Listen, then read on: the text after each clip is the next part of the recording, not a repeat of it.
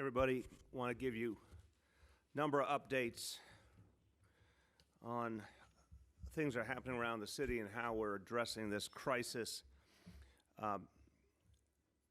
Every day, I think we're learning about the sheer challenge we're facing and all the forms it takes. And every single day, we're making changes. We're adding new approaches, new strategies. We're getting help from the state, from the federal government, from all over. Things are changing day by day, hour by hour. We find new challenges, we find new solutions, and of course we find the extraordinary efforts of New Yorkers to address this crisis.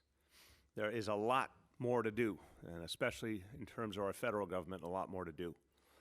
But I can at least say that we see on many, many fronts help coming in. And I'll talk about, of course, what happened in Washington yesterday with the stimulus bill. Many forms of help, but also immense challenges that we're facing. There's just nothing we've been through that could possibly compare to what we're experiencing now and where we're going. And it will be a long, tough fight, and I'm going to keep saying that because I know there are a lot of voices out there trying to act like we can turn the page soon, and I just don't believe that's true, and I don't think it's helpful for people to be given false hope. I want to give people real hope. Real hope comes from the extraordinary commitment and hard work of our healthcare workers and our first responders and all the people who are protecting us right now. Real hope comes from resiliency of New Yorkers. Real hope comes from real support. Every time a ventilator arrives, every time we get more supplies we need, every time the military comes to help us, those are the causes for me for real hope. But it's going to be a long, tough fight, and we're going to be stronger if we understand that than if we try and wish away something that, in fact, we're not able to change entirely right now. Let me talk about the overall situation, and it is continues to be numbers I can barely even comprehend. I know a lot of you feel the same, and they all represent real human beings, real families. Total cases as of this morning in New York City, 21,873, a number that would have been unimaginable just a couple of weeks ago. Deaths in New York City, we've now lost 281 of our fellow New Yorkers to this disease. So we got a tough time ahead, and that's obviously particularly true in our healthcare system. I want to take a moment to talk to all those who are doing extraordinarily valiant work right now all over New York City.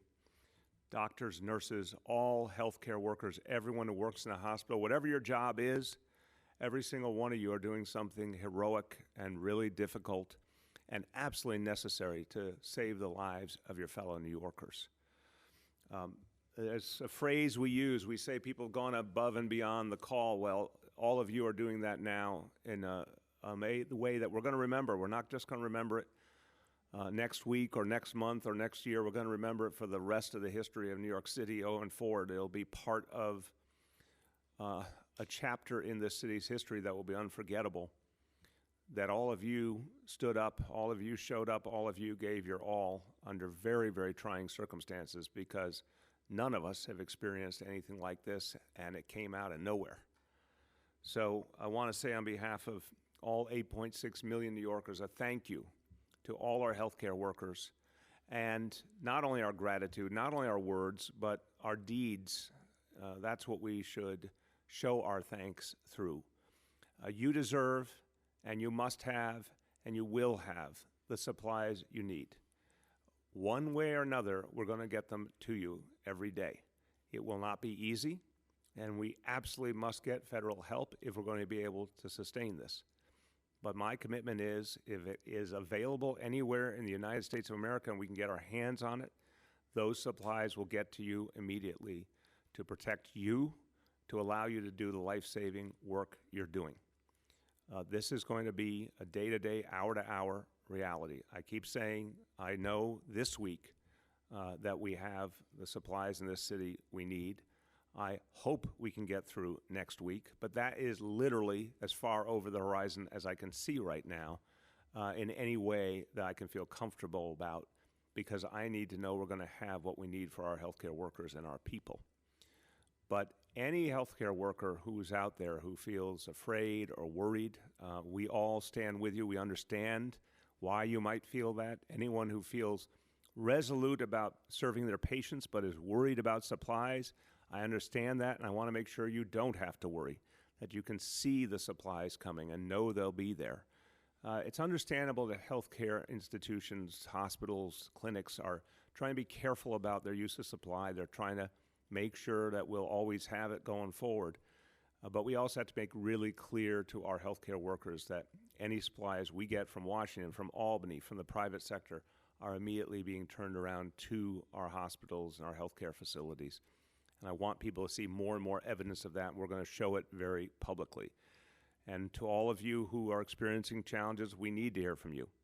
We need to understand what you need so we can get the job done for you. And thank you for all you are doing. Now, I've said throughout this crisis, there's a lot of challenges that we're facing, but we also have some extraordinary advantages, and one of them is that we have the best public health system in the nation. We have the largest, we have the best by far. Health and Hospitals is an amazing organization that's only gotten stronger in recent years, but now it's under a tremendous amount of stress. And obviously, Elmhurst Hospital in Queens is right now the epicenter within the epicenter, dealing with an extraordinary surge of cases. It also happens to be an extraordinary hospital. It's renowned within our public healthcare system as one of the very best hospitals we have, with an incredibly committed staff who have been able to deal with so many challenges before with great skill and great compassion, great ability, and that's what they're doing right now. The folks at Elmhurst Hospital, the folks doing this noble work, need supplies, and I'm committed to getting you supplies. In fact, in the last 10 days, we have 4 times resupplied Elmhurst Hospital with additional ventilators, and we will keep doing that until we're at the point that Elmhurst absolutely always has more than enough ventilators. Today, we sent over 40 additional ventilators that have arrived at Elmhurst. This will be an ongoing commitment to make sure that that hospital and all our public hospitals have whatever they need at any given point in time. If we have it, it will get to you. We also sent today to Elmhurst Hospital 56 additional staff members to deal with the challenges that they're facing. And again, we will keep adding as needed. We have to make sure that the really, really hardworking doctors, nurses, all the healthcare workers who have dealt with a sudden surge, we need to give them a break as quickly as possible. And we need to bring additional folks in to give them, to spell them, to give them a chance to catch up, catch their breath, get a little downtime so they'll be able to continue on going forward. So it's crucial that we get more and more support into Elmhurst, and we will do that. So in terms of our entire healthcare system, public and voluntary, nonprofit, the whole picture, look, before the coronavirus came to New York City, we basically had 20,000 hospital beds with everything that was needed, all the staffing, the equipment, everything that you would need to fully attend to a patient in a hospital bed. That number about 20,000. Once upon a time, and once upon a time was only weeks ago, that was a really big number, and that was certainly sufficient to handle the demand every day in New York City. In fact, people used to talk about there were too many hospital beds in New York City. Well, that 20,000 number that once seemed so impressive, now it's only a part of what we need to deal with the coronavirus. Our goal is to triple the number of hospital beds in this city by May. Now, that's an extraordinarily difficult goal. And I am not going to look you in the eye and tell you I can guarantee you we will get there because we have so many challenges. The bed, again, is only one part of the challenge. Location is only one part of the challenge. We need the equipment, we need the supplies, and we need the highly trained personnel. All of that we're working on simultaneously. And this is where the federal government, again, could be absolutely crucial. And I've been very clear about what could be done on the federal level that could affect that entire equation in our favor, particularly when it comes to things like personnel. The reality is we have a very, very difficult goal to reach, but it is our goal, and we will every single day work to achieve it. The surge plans that the state put forward, asking every hospital in the city to increase capacity. I think it was a very good strategy. We'll add at least 7,000 beds quickly, and that's a crucial part of what we need to do. We've obviously, in addition to what could be done in hospitals, it is crucial to find new locations, either facilities that are healthcare related where we can put in more beds, or facilities that weren't healthcare at all, but where we can now create crucial new capacity. So those new locations in places like Kohler Hospital, part of Health and Hospital System, Javits Center, obviously a convention center, had nothing to do with healthcare. Now it does. And the federal government, FEMA, state of New York are playing a leading role there to get that up and running. With the surges in the hospitals, with the additional beds outside the hospitals, that gets us to almost 34,000 beds compared to the 20,000 we had just weeks ago. That is a very, very important start in addressing this crisis. But as I said, my goal is to get us to not just 34,000, but then to 40,000, to 50,000, ultimately to 60,000 if we can get there, and if this crisis continues to build the way we think it will. I would love nothing more, and I know you would love nothing more, than to find out, in fact, we got some relief from this crisis, and the numbers got better, and the human misery got reduced, and there were fewer and fewer cases. That day comes, maybe we won't need 60,000 hospitals, but I cannot depend on maybe. I have to prepare this city for the toughest scenario, and that's what we're doing right now. On supplies, look, there's nothing more important than ventilators. We've all talked about this. I really didn't know a lot about ventilators a month ago. Now I know something at least. I've realized that a ventilator, it's, you know, we could put one right here on this desk. It goes in a packet that's about the size of a suitcase, but it is a lifesaver, as simple as that. If you have a ventilator, you can save a life, you can keep someone going, get them through this crisis so they can recover. If you don't have a ventilator, people die who didn't need to die. It's as simple as that. This is one of the most important pieces in this whole puzzle, getting enough ventilators, getting them quick. 500 have come in through our efforts working with the White House, working directly with the administration to get immediate, direct supplies to New York City, and that's been very helpful this week. In addition, 2,000 more from FEMA. About half of them are here in New York City now, over 1,000 already here, the remainder coming in the next couple of days. So when you combine all that, 2,500 more ventilators that we'll have. A few days from now, we'll have about 2,500 more ventilators than we had, say, 10 days ago. That's hugely important. That's only about a sixth of what we are going to need to get through this entire crisis. We predict at this moment we need 15,000 ventilators, and we are pushing every possible button. We're looking under every stone. We're calling all over the country to find every ventilator we can get, and soon we'll be talking about the efforts to create them right here in New York City as well. But my deep concern remains that the federal government is not using it to its full disposal of the Defense Production Act. That's the game changer. That's where we could get a lot more ventilators built around this country, manufactured and shipped to New York City in time while this crisis is raging. And every ventilator comes here when we don't need it. Of course, when the crisis is over, we're going to help make sure it gets to other parts of the country that need it. But we've got to get to that number, and we've got to get to that number fast. Today, I saw a great example of New Yorkers stepping up to help fellow New Yorkers at the Brooklyn Navy Yard, an amazing example. This is something that just a few days ago not only didn't exist, but the idea didn't even exist. And I want to thank Michael Bednark of Bednark Studios and Michael Dougal of Dougal Greenhouse. They are doing amazing work, working with everyone at the Brooklyn Navy Yard, led by David Ehrenberg. They literally came up with an idea just days ago. They said, we need to help our healthcare workers, our first responders. We're going to create face shields. And they literally decided they would create a factory in a place that wasn't a factory. They would create a factory from scratch to make these face shields. They'd find the different elements. They'd find the different supplies. They'd get a plan. They'd bring it to the Department of Health.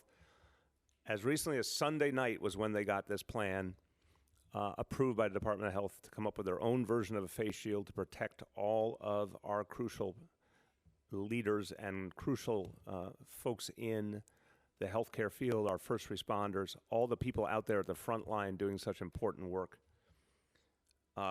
This brand new idea out of nowhere was put into production. These face shields were put into production yesterday. They're at full bore today.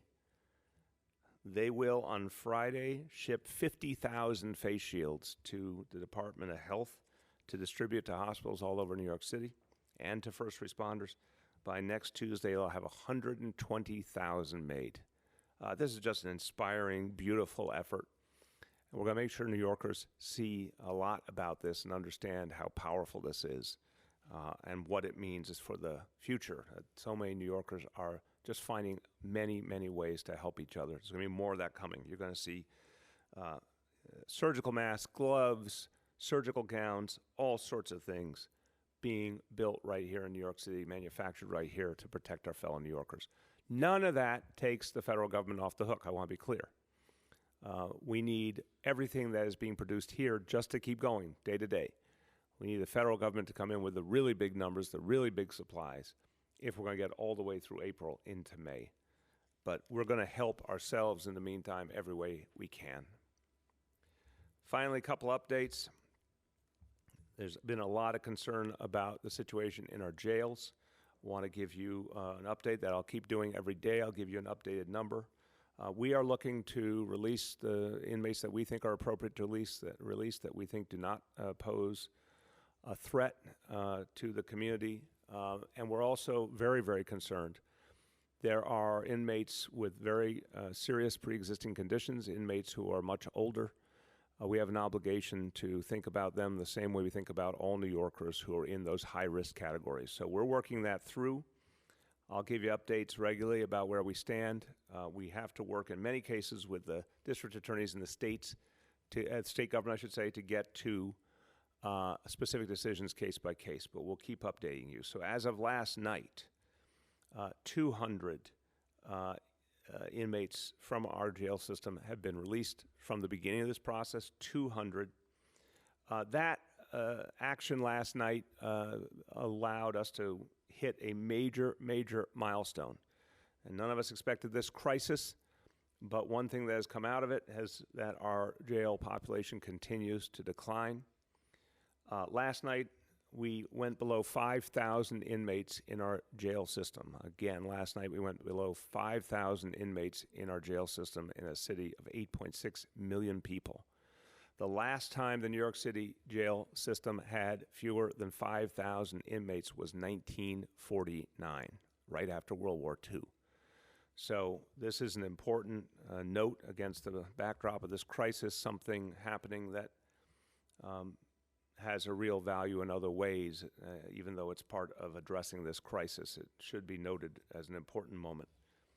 By tonight, by the end of the day, going into tonight, that number of inmates released will go from 200 up to 375, and we will keep giving you updates as we go along. So I wanted you to hear about that, just to officially know that now our jail population as of this morning is 4,906.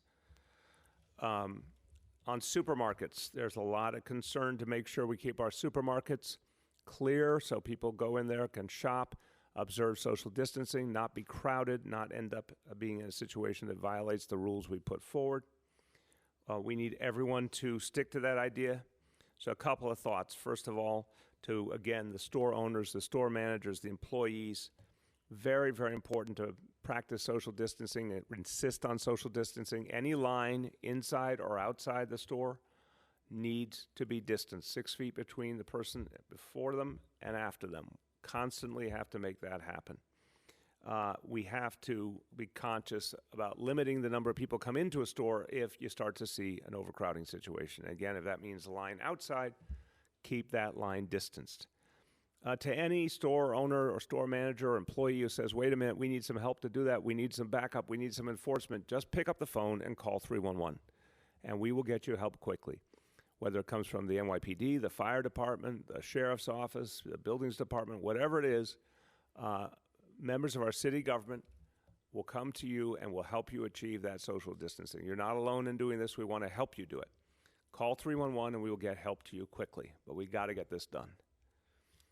Finally, a recommendation for all store owners. This would certainly be true for grocery stores, supermarkets, pharmacies.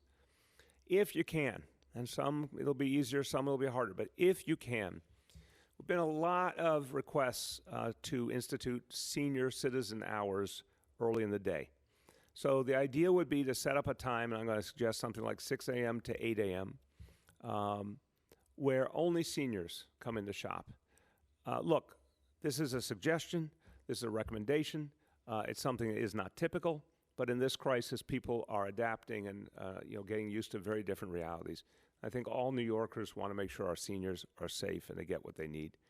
So having those early morning hours available to any pharmacy or grocery store, supermarket, anyone who can do it, whether 6 to 8 or whatever version you choose, letting seniors have that time that's just for them, keeping the crowds low, making it a little easier on them. A lot of them are up early and can get to you. If you can do that, it would really help. If we can stretch things out, it would really, really help to avoid social distancing other times of the day. To ensure social distancing, to avoid crowding. My apology. So everyone, just to finish, and then we'll take questions from the media. And I will be joined by Dr. Auxiris Barbeau remotely, our health commissioner.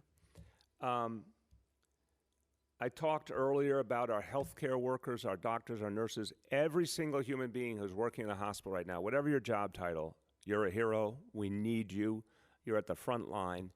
I want to also remember at the same time, everyone at EMS, everyone, emergency medical service who is constantly there saving New Yorkers. We depend on them 24/7. You call 911, and as New Yorkers, we expect not only an ambulance to arrive quickly, but some of the best professionals anywhere in the world to be there, and they are. And they've been great throughout this crisis. They're dealing with a lot, but they've been there for us every single day. And I want to thank everyone at EMS for all you are doing. And I want to thank the folks who get even less attention, I would say. I want to make sure EMS gets their fair share of attention and their praise and their appreciation. But our voluntary ambulance services, community-based, neighborhood-based ambulance services that really play a crucial role as well. A lot of times they get overlooked. I want to thank all of you for all you do for our communities, especially in this time of crisis. And I'll make sure to use Twitter and other forums to thank each of your organizations individually for everything you're doing. We appreciate it, and it makes a big difference. So everyone, I conclude before saying a few words in Spanish by saying it'll be a hell of a challenge these weeks ahead, but there's nowhere on earth where people meet a challenge like New York City. And I want to thank you all. I know it's tough. I know people are really, really changing your lives, but you're also doing it in a way that's inspirational and showing the whole nation what it looks like to deal with a crisis and do it with strength and dignity and resolve. And I want to thank you all for that. A few words in Spanish. Nuestros trabajadores de salud están al frente de esta crisis. Les damos gracias por toda su ayuda en este tiempo difícil. Es nuestra responsabilidad de seguir sus consejos y quedarnos en casa.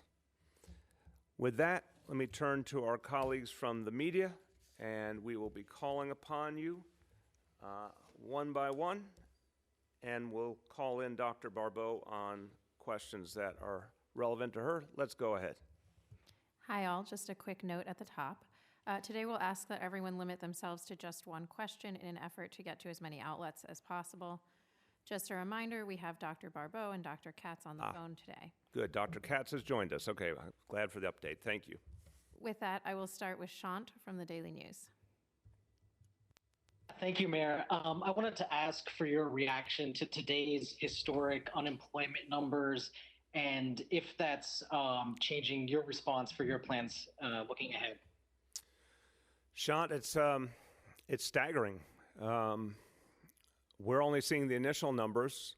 They will get worse, unfortunately. A lot of people can't even apply for unemployment yet, been trying to get through. So right now, our early estimate is, unfortunately, probably at least 500,000 New Yorkers will end up unemployed, are already or will soon be. That's just a staggering, staggering number. What it means is, we need everything in that federal stimulus bill, and we need more going forward. And this is not looking a gift horse in the mouth. I really do appreciate what's in that stimulus bill. It is unprecedented. I'm very appreciative to Senator Schumer and Speaker Pelosi in particular for what they achieved. But I don't think there's anyone in Washington. I've talked to Senator Schumer. I've talked to Speaker Pelosi. I've talked to Senator Gillibrand. Talked to our whole congressional delegation as a group earlier today. No one thinks it's enough. Everyone agrees there's more that has to be done, and the next act will be a potential additional legislation in the House very soon. So we're going to need a lot more help for working people and a lot more help for our local government to support working people in this city. It's staggering. But look, if the federal government does everything they're capable of, it will help us get through, and we can help everyone to the point that we then actually start a recovery, which I think, is something that's hard to believe before the summer or fall, but we will get to that point. We need that direct support for the city government. We need that direct support for the state government in the next stimulus package, or else we just won't be able to help all these folks who are unemployed and their families to the level they need. But if we can get that help, we'll find a way to do a whole lot for them. Go ahead. Next, we have Kathleen from Patch. Hi, can you hear me this time? Yep, it's good. It's working this time, Kathleen. I was going to ask your thoughts about Legal Aid Society hoping to get 22 juvenile detainees released from ACS. And if Dr. Barbeau, you wanted to weigh in, that would also be great. They're saying that these facilities aren't really equipped to protect people and that, they are prone to some of the health issues that would make them more vulnerable to COVID-19. You're talking about specifically the ACS facilities for young people under 18. Exactly. Okay. Yeah, this is something we're going to come back with more on shortly. Obviously, the focus has been on addressing the issues around adults in our jail system, particularly those who are older or had pre-existing conditions. That's where our focus has honestly been. We will have more to say on the juveniles soon. The facts keep bearing out that, thank God, the challenge, the threat to those under 18 is substantially less, but we don't take it lightly. And we will address what we're going to do there, but we just don't have that plan ready to announce yet. Dr. Barbeau, do you want to add? I think you covered it well. Okay, but Kathleen, we will have an update on that very shortly. Go ahead. Next, we have Matthew Chase from AM New York. Hey, Mr. Mayor. The governor said yesterday that New York State has 11,000 ventilators. Your own health department website breaks down by zip code specifics about the flu. When you've been asked to provide specifics like this, you've explained you can't because the numbers are in flux, it's a fluid situation, et cetera. Obviously, they're in flux with the flu. Obviously, they're in flux with the state regarding ventilators. Why are you able to provide those zip code specific numbers for the flu? Why is Cuomo able to say how many ventilators the state has, but you won't do the same for that and other things? Well, it's really as simple as this, Matt. When I feel that we have something that's a non-moving target, as I just told you, the 2,500 ventilators that have come in or are about to come in from the federal government, when I got something I think is really solid, I'll tell you, but I think we've got other situations here that are changing constantly. I think there's too much potential for misinformation, misunderstanding. The issue to me is that we owe it to the people to say what the practical impact of all these numbers is, what's really going on, and to update them on what really matters, which is, do we have the supplies? Are we able to take care of people? Are we getting to a point where that's not necessarily the case, and what we're doing about it? That's where I'm focused. I just don't find it productive to put out numbers that I'm not sure at any given point are accurate because things are changing constantly, and I'm just going to stick with that. If at some point I feel that we've got more stable information and I feel like it's productive and consistent, because I do not want to give out information, then have you guys legitimately ask questions and it turns out it wasn't accurate or it changed in a way that isn't being reflected. So I'm sticking with where I am. If it gets to a point that we can get that in a forum I feel better about, I'll be happy to share it. Next, we have Yoav from the city. Yeah, I just wanted to ask about the recreation centers. What's the plan if someone there tests positive for COVID-19? Which, Yoav, what are you talking, which recreation centers? The school, for the kids of No, you healthcare workers? confused me with the phrase. You mean the regional enrichment centers? Yeah, I'm sorry. Yeah, recreation centers That was got my closed down already. That's where I was confused. Yeah, sorry, the enrichment centers. If someone there, either a student or staff, tests positive, is it going to be like the plan for the schools, where you shut them for 24 hours and clean them? And if so, there seem to be some issues with that. The teachers union didn't think the city was following the guidelines properly when it came to schools. So are you going to adjust that at all? So first of all, going to the past, which seems a long time ago, we've checked very carefully. I have no evidence whatsoever that those guidelines were not followed in the past. If anyone wants to provide me evidence, I'll look at it, but I just want to say, looking you right in the eye, no, I believe those guidelines were followed properly when we were in a whole different reality a couple of weeks ago. Now we're dealing with something that's not bluntly a typical public school anymore. Now we're dealing with these enrichment centers that are explicitly meant to be there for our essential workers who we must have at work. We're in a state of emergency.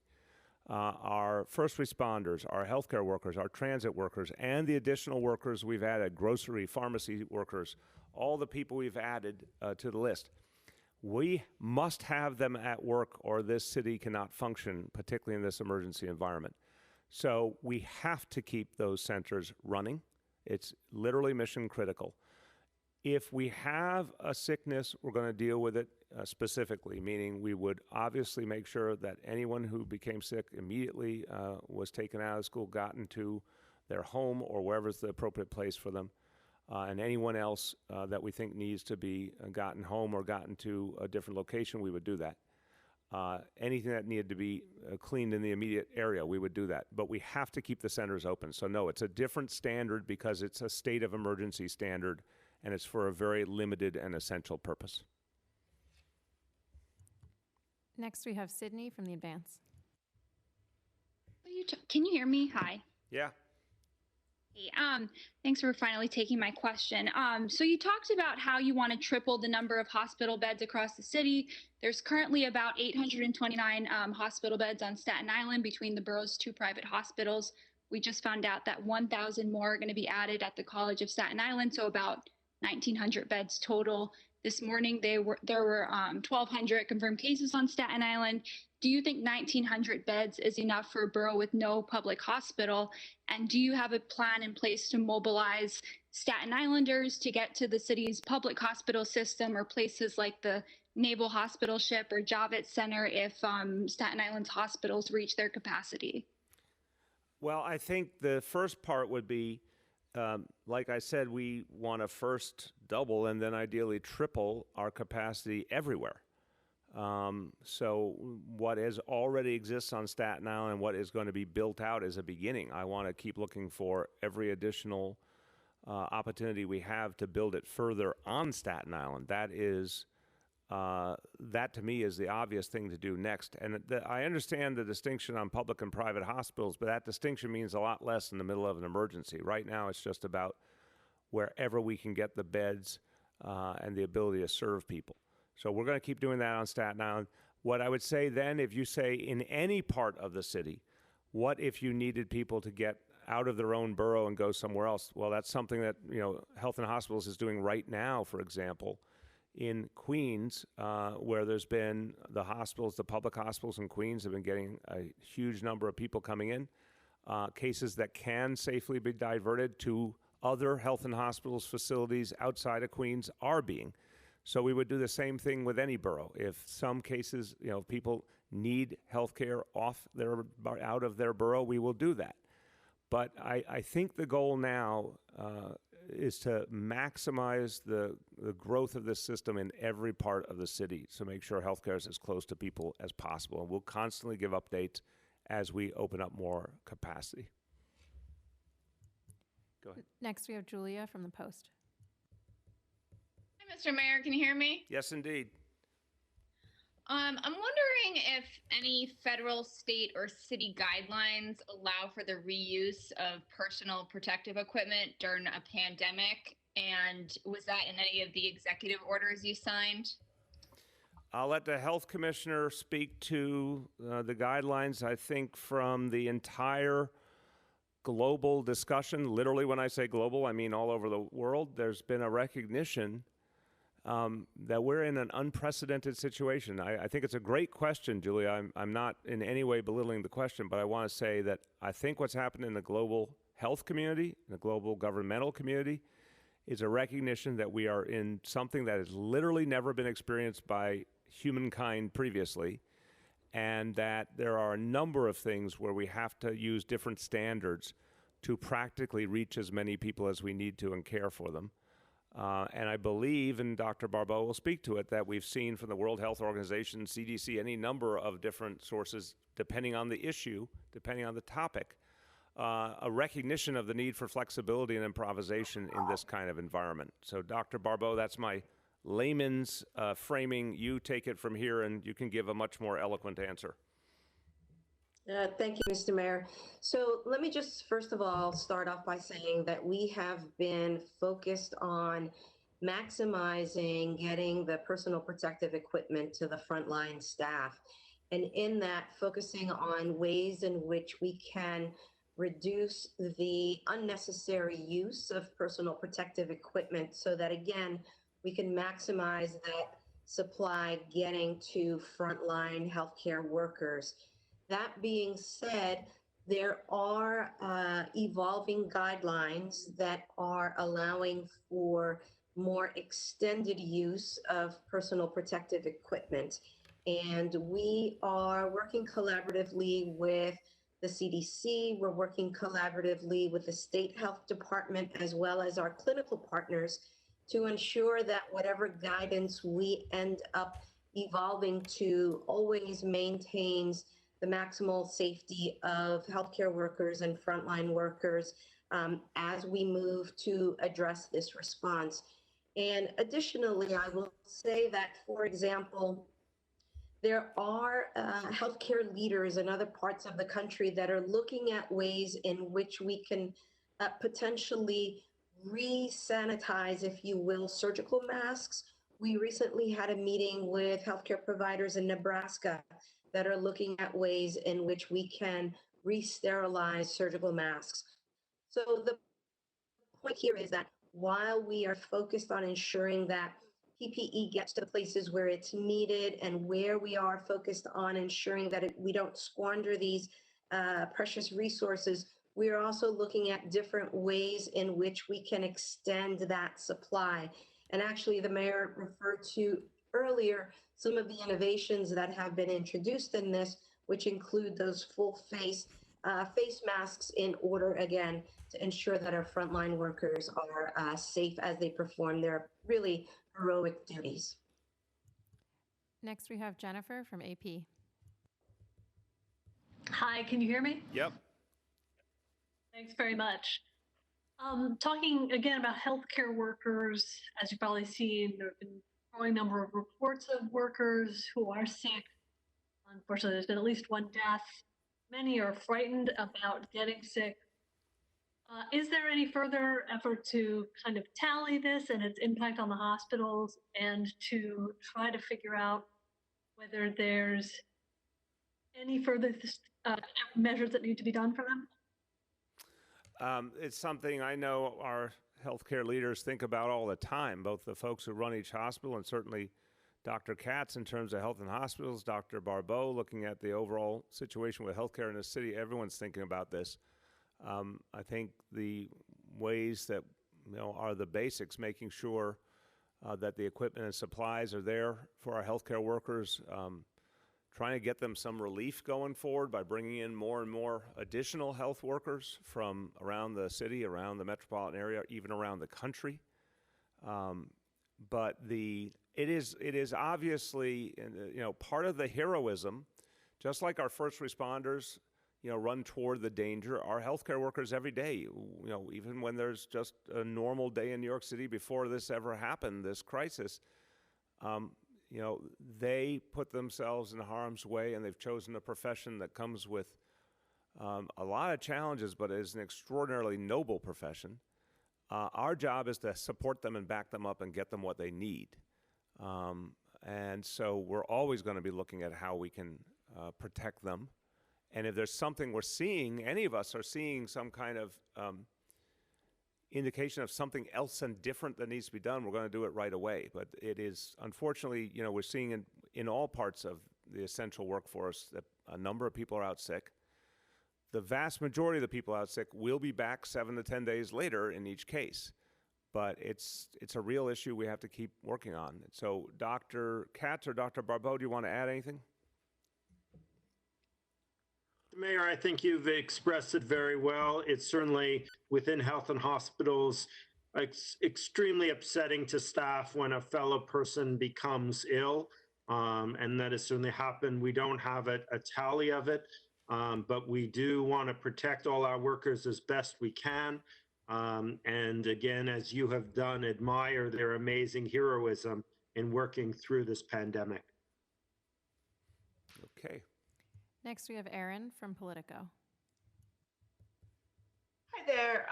Just wondering, out of the about 4,000 hospitalizations, how many of those are at health and hospitals facilities? And also, how long until the system runs out of operating revenue? And I guess related to that, are you currently billing patients or billing their insurance in these cases? Let me just say, before Dr. Katz jumps in, he can tell you about the billing process, and he can tell you about the broad numbers of patients. But look, we've had to, and we're very willing to, as the city of New York, back up health and hospitals before. We'll keep backing them up. They have to have the resources they need. That's I consider that really sacred at this point, especially in this pandemic. There was a substantial support in the stimulus bill for hospitals. We're getting all the details on that, but that's certainly going to help. And some of the other elements of the stimulus will help us to protect health and hospitals for sure. So you can talk about the budget situation, but I'll instantly say that we're going to be there to make sure they are protected. Go ahead, Mitch. As the mayor has said, our focus is on saving lives, not saving dollars. If people do have insurance, when we're over the crisis and we're able to send all our bills, we will certainly send our bills. There's no reason not to. The city will need that revenue. But right now we're focused on saving lives. We'll have to get you an exact number of the people who have been hospitalized at health and hospitals. I don't have it separate because obviously we do a lot of testing in our outpatient facilities as well. Next, we have Katie from Wall Street Journal. Hey, Mr. Mayor, I'm curious. I know Governor Cuomo just said he's going to tour some of the New York City sites he's eyeing for overflow space at hospitals, Aqueduct Racetrack and CSI on Staten Island, two of them. Will you be joining him? And then secondly, you have to release more detailed data on cases and deaths. It's negligent that you're not. I understand you don't see a point, but please, everyone has to get this data. Thank you. Look, Katie, respectfully, you can ask any question you want. I'm always going to respond. If you believe it's your role to editorialize in the middle of your question, that's your right as an American. I don't believe it. Not only is it not negligent, I would say to you it's the exact opposite. We are trying to never give you inaccurate information. Again, if we get to a point where we feel the information is consistent and accurate and not misleading, happily, as we've done many, many times over these last months, give you a lot of information. But I don't find it appropriate for you to offer your own personal opinion on something where you're not in the middle of trying to manage this crisis. I don't think that's what the journalists are supposed to be here to do, to offer your opinion. You're supposed to ask questions so you can get answers for people. On the question of the facilities, I was out at the Kohler facility and really appreciate the progress that's being made there. I'll be going around certainly as we find some other facilities that we're ready to open.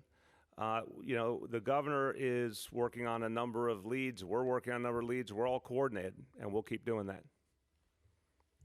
Next, we have Marc Morales from CNN. Hi, everyone. How you doing?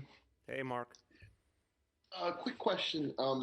I know we had 13 deaths attributed to Elmhurst Hospital. What about today? What's the death toll there, and how does that compare to the other hospitals in the city? Are they seeing comparable numbers? Is it also in the teens? Where does that rank? Mitch, you want to start with that? Yeah, so over the last 24 hours, Elmhurst had only 4 deaths. I think that from the overall city counts, it looks to me like the deaths, as you would expect, are tracking very closely with the number of patients who are intubated on ventilators. So I think all hospitals that are having a lot of patients on ventilators are experiencing a high number of deaths.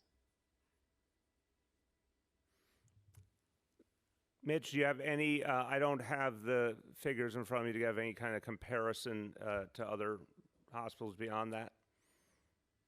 I don't, sir. Okay, thank you. We can work on that for tomorrow. Okay. Next, we have Amanda from Bloomberg. There, we ran a story today about New Jersey setting up an ethics panel to kind of guide, which patients will get access to ventilators. And I'm wondering if your administration would consider moving to create a similar kind of like ethics panel with experts kind of to make some of those decisions. Amanda, I'll let the doctors speak from their perspective. My perspective is I honestly want to do everything we can to have the equipment we need so that that is a decision that our medical personnel do not need to make. So I understand your question entirely. If you knew you would have to make that decision, of course there should be standards, and I know there already are in many cases. But I'm not giving up on the notion that we can get the ventilators we need in time to make sure every hospital has what they need, including creating our own here in New York City. I just want to be real clear that that is a challenge I still think we can meet. It won't be easy, but I still think we can meet it. And if I ever think we can't, I'll be the first to say it. But doctors, you want to add?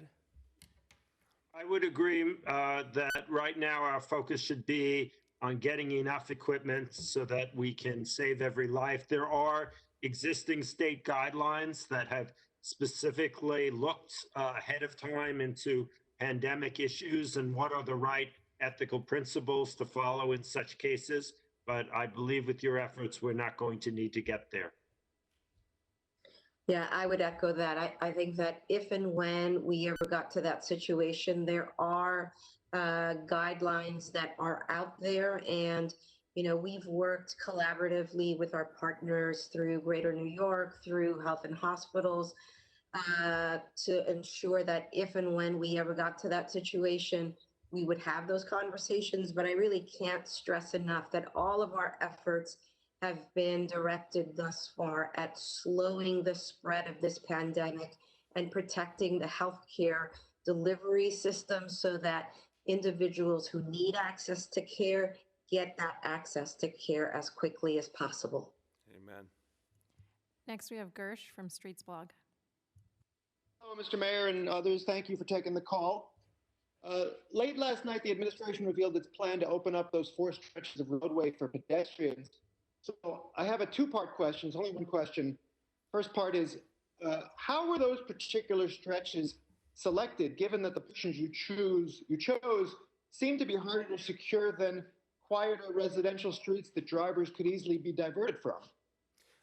Gersh, that was a process with my team, the City Council, DOT, NYPD. I can't give you the chapter and verse on how they were chosen, but we'll get folks to follow up with you on that. Next, we have Bobby from New York 1. Hey, Mr. Mayor, and this may also be a question for Dr. Barbeau. I'm wondering, what is the latest guidance for people who feel sick? I know as of recently, the messaging was they should stay home for 3 to 4 days, see if they get better on their own.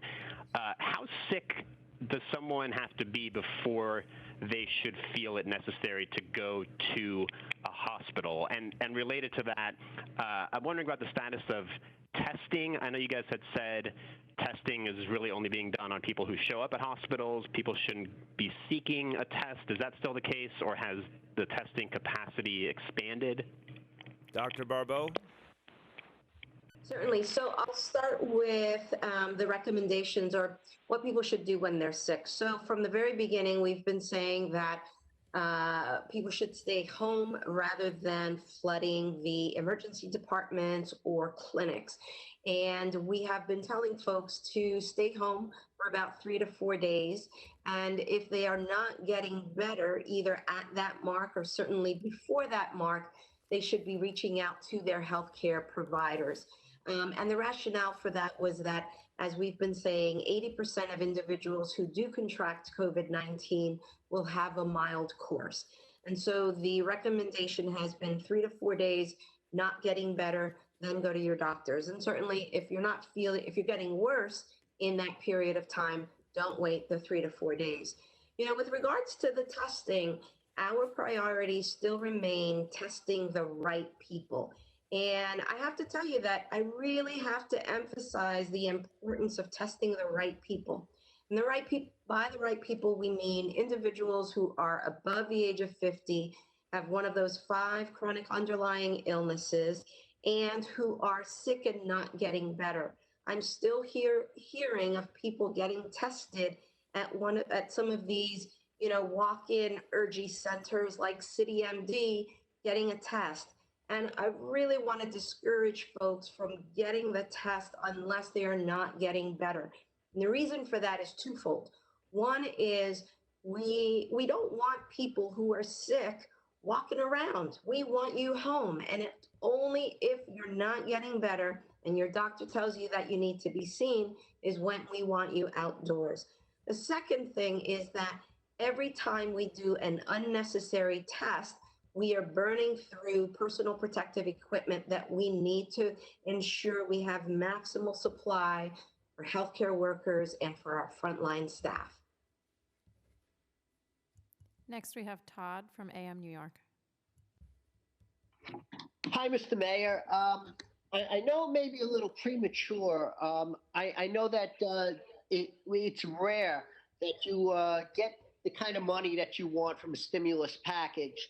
So what are you telling your commissioners in terms of what they're going to need to cut in their budgets? And are you envisioning the possibility of layoffs in municipal workers? Todd, it's a very important question. I mean, look, first of all, the way we have to approach this crisis is to say, what are we going to save? What are we going to protect at all costs? What is the bottom line? So the budget process is going to go like this. If it's related to fighting COVID-19, it goes to the top of the list, and that will be protected at all costs. And obviously, the most crucial services that New Yorkers depend on, police, fire, water, the sanitation, we have to protect the basics very, very rigorously here. What we're going to do is, as I said, we're going to look for everything that we can appropriately cut in this first effort for the April budget, and that's going to be initially at least $1.3 billion. But it's not going to be from those areas that we have to protect and save at all costs, which, again, is the COVID-19 response and all the basic services that New Yorkers depend on. The other thing is, that, look, the stimulus bill is not everything I think it should have been, but there's a lot in it. There is, of course, the direct money that New York City will receive, and then there's other elements of it that we will benefit from directly. Any money that goes to our public hospital system, money that goes to our school system. So we're still figuring out the full effect of it, but it's going to help a lot. What it doesn't do is address the billions upon billions of dollars we're going to need to keep our budget balanced going forward. That's what I hope will be included and should be included in the next stimulus bill, the one next month, because it's crazy that we are the epicenter of the crisis and we're a third of the cases in the nation, but we got funding very similar to places that have almost no cases. Something's wrong with that, to say the least. So I'm hoping that will get addressed next month in Washington. We'll take two more today. Next up is Alex Lynn from the Daily Beast. Hi, good afternoon. Thank you for taking my question. I am asking about if there's a guideline or plan in place for New Yorkers who are chemically dependent. There have been some reports of overcrowding at methadone clinics, both public and private, and people who have been suggested to be in quarantine not being able to have access to their methadone, as there is no sort of delivery plan in place for things like that. What do you guys have in mind? Doctors? So I can start, and then if Dr. Katz wants to weigh in. We have been in contact with providers, reminding them of various ways in which they can ensure that their patients are safe when they come to seek care, including social distancing during visits to the office, as well as ensuring that people who are asymptomatic receive access to care, and people who are sick either have a mask placed on them or are redirected. We haven't, as of this point, heard of any issues at any of the centers that are providing methadone, and we would encourage you, if you are hearing of any of those, we would gladly follow up on them. Okay. Next, we have Alex Zimmerman from Chalkbeat, who will be our last question. Okay. Alex? Mr. Mayor. Hey. Can you hear me? Yep. Okay, great. So I wanted to ask a question. So I know that some internet providers in New York City have been providing, 60-day plans for families who might have, limited internet connectivity at home.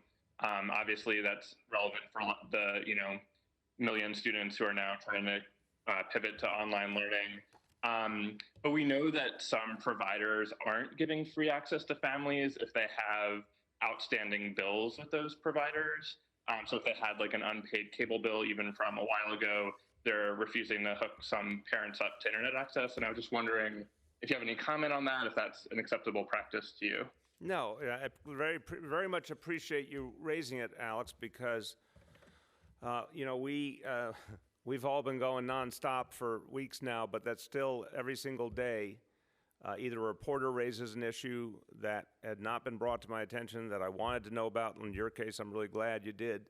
Or obviously, I'm now accepting questions from New Yorkers that I'm talking about with the morning update. And, a lot of important questions are coming in and things we have to deal with. And I very, very much appreciate that.